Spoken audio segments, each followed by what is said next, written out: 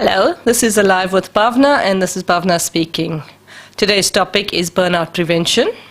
For those that are new to the show, my name is Bhavna Nagar. I come from South Africa. I'm a clinical psychologist trained in South Africa. I moved to New Zealand 13 years ago. When I came to New Zealand, I was already established in a mindfulness practice. But in New Zealand, I had a new teacher who helped me with the self-love aspect and that idea of bringing the mindfulness into myself and connecting with myself on a deeper level.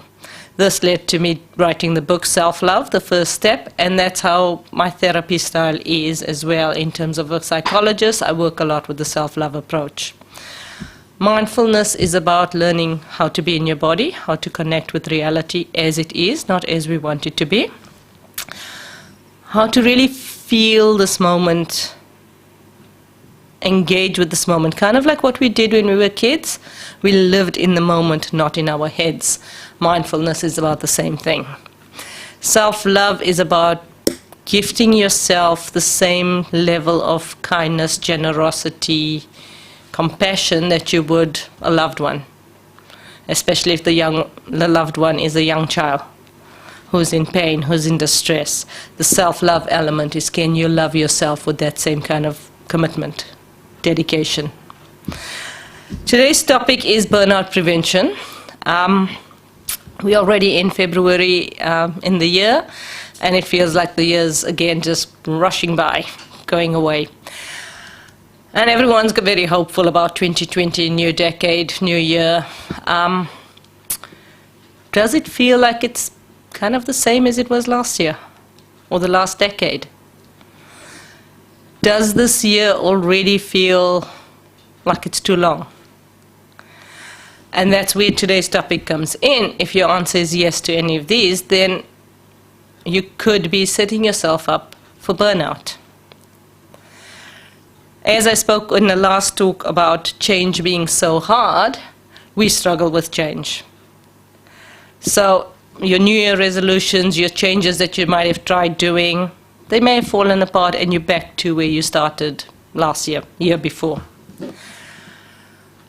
Your life may be really, really busy, crazy, hectic, whether it's a busy mum or work or whatever your circumstances are. Burnout is not purely about the external. You could be busy as a bee, running around doing and not be in danger of burnout, or you could be in danger of burnout even if your life isn't that stressed, even if your life isn't that busy, because it's the mental attitude that we bring to our physical environment.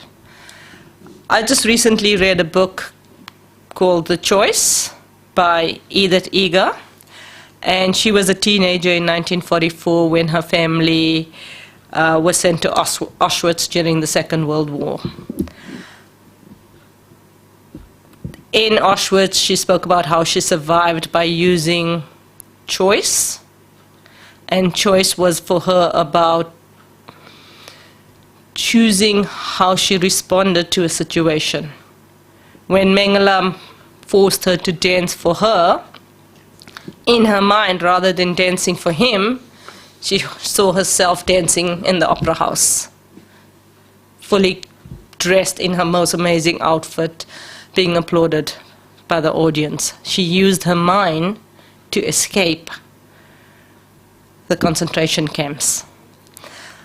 After leaving Auschwitz, or being free, her mind became her tormentor, because she didn't know what to do with the freedom. She still lived imprisoned in some way. She didn't see the gifts. And then she became, as the book progresses, she starts her healing journey. She starts facing her demons and realizing that she does have the choice to live. And what does life mean, or what does it mean to live, is to live authentically, fully, engaging with herself. So, amazing book if you want to read it. It's Edith Eger, The Choice. In psychology, we have a term called learned helplessness. And learned helplessness is what they use to train animals, performing animals in the zoo or any other kind of work animals where they break their spirit. What happens is they initially tie the elephant up with really, really strong chains, and every time he tries to break free, they hurt him, shock him, punish him, do whatever cruel things. And after a while, the elephant gives up the idea of trying to break free. Because every time it tries, it's punished, it's hurt. So it stops trying. And once it stops trying, you can tie him up with a simple cord, and he won't break free. Because he's got learned helplessness. He's learned that it's useless to fight. He's learned that it's useless to imagine anything different. He has no choice. And even if he's set free, he doesn't know. He doesn't know what to do. And that's the same thing we do to ourselves every day. We don't need extreme situations like being in a concentration camp to learn helplessness. We learn it in life. We may be stuck in a work environment where you actually feel a bit hopeless. That sense of going, oh yeah, another day, same situation, another year, whoopee, nothing's really different. Same old, same old. Or maybe you're stuck in a relationship where you feel that way. We learn helplessness by going, I can't do anything about this. We learn helplessness by saying, this is my lot in life. Coming from a Hindu perspective, we put it down to karma. So learned helplessness can come down to karma of going, oh well, it's just my karma that I have to endure this kind of life. There's no real use fighting karma, so I'll just stay stuck and enjoy it, rather than actually I can break free. And yes, there are physical circumstances or real life demands in terms of you may be in a work that you really dislike. You feel like a clog in the wheel, but you can't leave because you have children at home and they need to be fed, they need to be clothed, you need to pay rent, you need to keep them warm. There's definitely those physical conditions that make it hard to say, oh, well, stuff this, I'm going to find another job. Jobs are hard to find. Change is really hard in that sense when you have the fear factor there, or the needs in terms of, I need to provide. Or maybe you're in a work situation where there's a bully, and because of your past trauma, again, you have this sense of learned helplessness because you go, see, even when I get out of the abuse, even when I get out of the difficult situation, yeah, I am. Different perpetrator, but same situation. Why bother fighting it? So you just curl up and accept the abuse and let it be. So the choices are, we can try and change the physical environment, we can try and change the circumstances. One of my clients who was involved in a workplace bullying situation told me that he'd rather be broke financially than broken mentally and spiritually. He chose to leave the work because he felt his mental integrity, his freedom in his mind, was more important. And obviously he was able to leave work and find something else, didn't have the financial pressures of living on the end and needing to feed the kids or dying or starving or whatever. So physical changing is one option, and that's difficult in itself, but the other option is psychologically changing your environment. Just like what Edith did while in Auschwitz, she changed her psychological environment. And it's that idea of starting to use your mind, which is your strongest and greatest asset, to your benefit rather than against you. It's using your mind to help you be free. And I'm not talking about daydreaming. I'm not talking about fantasizing that you're rich and lying on the beach and on a permanent holiday. That's lovely, but when we come back to reality, it smacks us in the face. So this is not escapism in the sense of imagining or dreaming you somewhere else. And like I said earlier, learned helplessness is not dependent on the situation. Once the elephant learns that it's helpless, you don't need much to keep him trapped. He just does that all on his own. So this is us learning that we can set our hearts and minds free. How to do that? I like the idea of the serenity prayer, and this is not about being religious or spiritual in any way, but it's the idea of the first 3 lines of the serenity prayer is, God grant me the serenity to accept the things I cannot change, the courage to change the things I can, and the wisdom to know the difference. Often we stay stuck in trying to change something that I can't change. We feel the frustration of changing something I can't change. Or we worry about it. That's our favorite default, is we worry about it because that's the only place that I think I can implement some change. So it's looking at your situation on both inner and outer aspects of your life and going, right, in terms of my outer aspect, in terms of my work, in terms of my relationship, what's going on? Is this workplace really the hellhole that I'm making it out to be? Or is that just my perception? Are other people coming to work and enjoying it? Or are all of us feeling stuck in this hellhole, feeling stuck in this drudgery? And if others are feeling differently, how come? What's different for them? This is starting with inquiry, starting with information gathering, because before I know whether I can accept this reality or I need to change this reality, I first really need to know what is this reality, not my perception of this reality, but what actually is going on. How much am I contributing to the situation? What am I doing to make this workplace worse or more difficult? So it's looking at the physical environment and seeing what power do you have to change it, if any.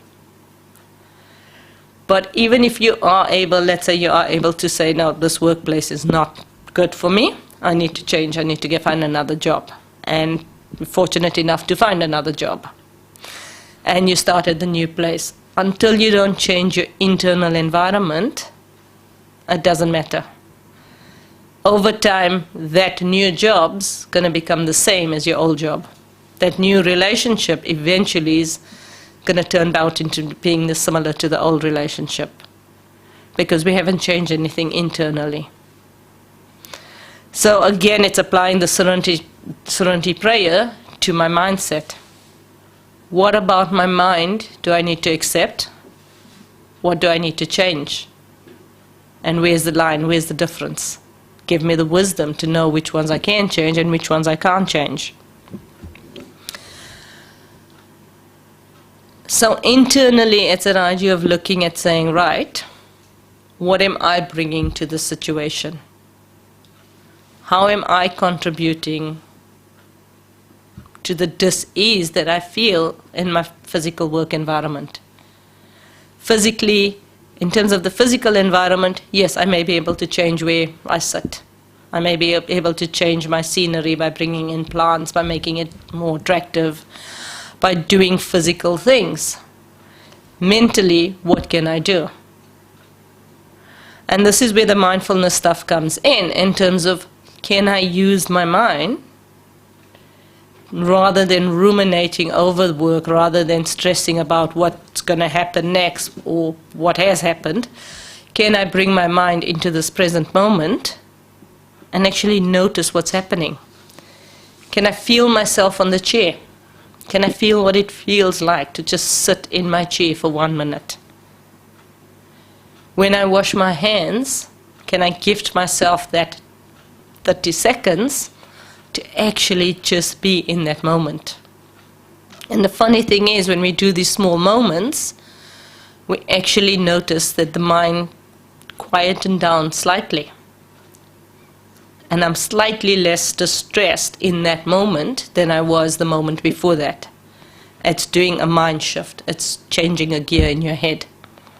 It's giving yourself that permission to have one moment of peace, one moment of breathing, one moment of relaxation, and then going back into the work situation.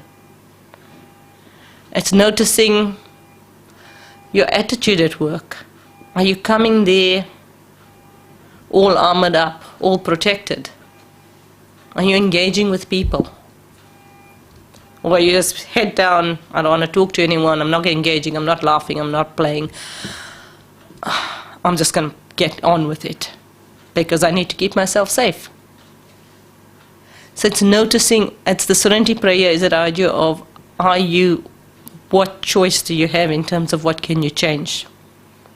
Which parts of your behavior can you change in your work environment?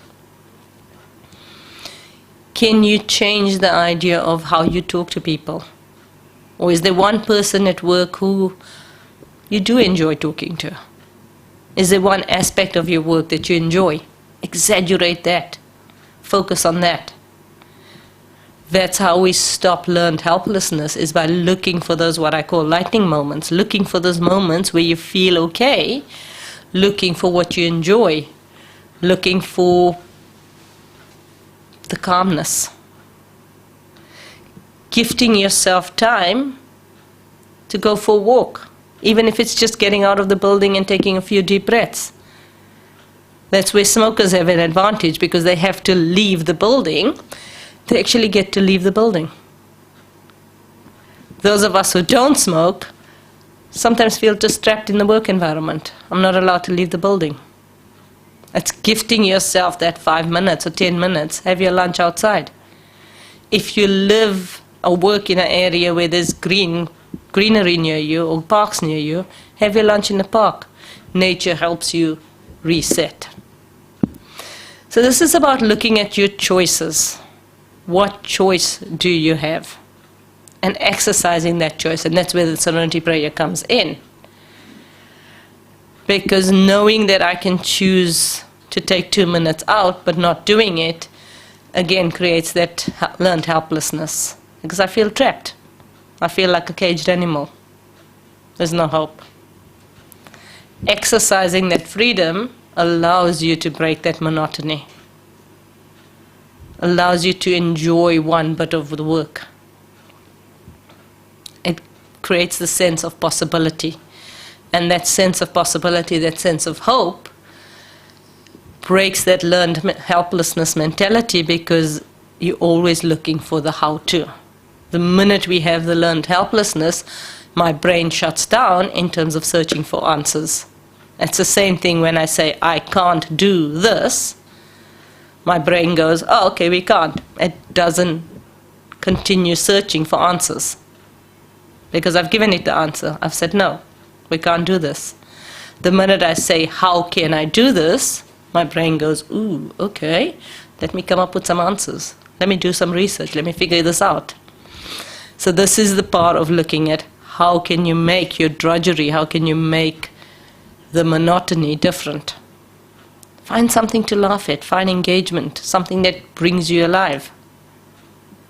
Even if it's just your lunchtime. Often parents will say, when they ask their children, what did you do at school, or what did you like at school, they go, break. Yeah, great. Enjoy that moment of break. Or I enjoyed my lunch.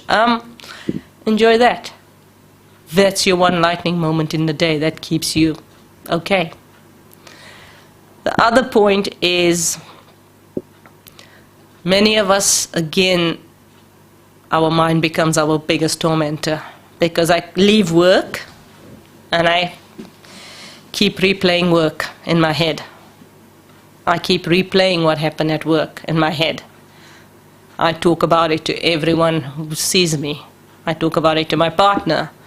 All I do is moan and groan about how miserable I am and how work is such a drudgery and how painful it is, or how much they expect from me and I can't physically do it in that much time. That kind of thinking entrenches learned helplessness. Because the more I talk about how helpless I am, the more helpless I feel. Physically, on an outward level, I probably lose friends because they get bored with me and they don't want to hear me anymore, going on and on and on.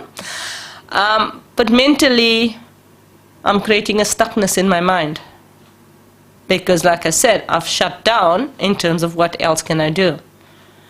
So the idea is limit your misery talk. Limit your work moaning.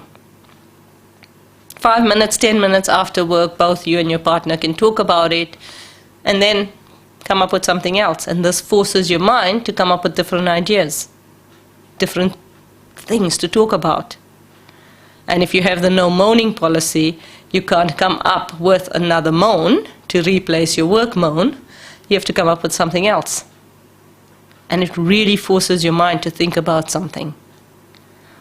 I have friends acquaintances probably, who, no matter what you're talking about, will make that into a drudgery.